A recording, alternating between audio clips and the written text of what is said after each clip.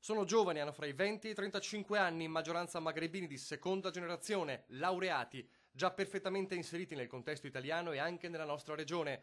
Cellule pericolose dello jihadismo, reclutate o pronte per essere reclutate. È composta da un centinaio di nomi la lista di soggetti pericolosissimi su cui sono focalizzate l'intelligence italiana e l'antiterrorismo in febrile lavoro in questi giorni e in queste ore.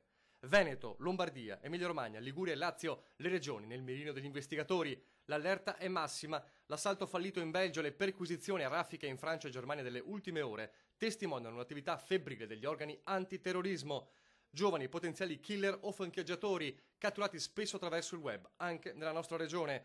Secondo gli investigatori è possibile che possa succedere, come già avviene nel Medio Oriente, che giovani leve vengano monitorate per essere adescate e assoldate.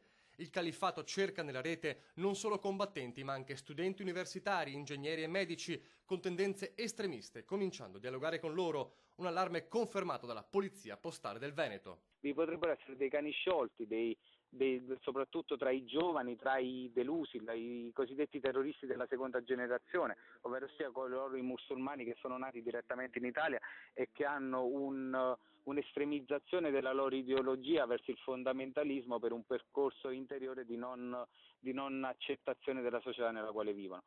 In Italia è stato rilevato che centinaia di utenti dal nostro paese accedono ai forum specifici dai contenuti esplicitamente legati allo jihadismo. Io penso che la prevenzione deve essere fatta soprattutto vedendo che riguarda la seconda generazione a livello della rete, quindi è lì dove c'è quella punta dell'iceberg, è là, è su quello posto là.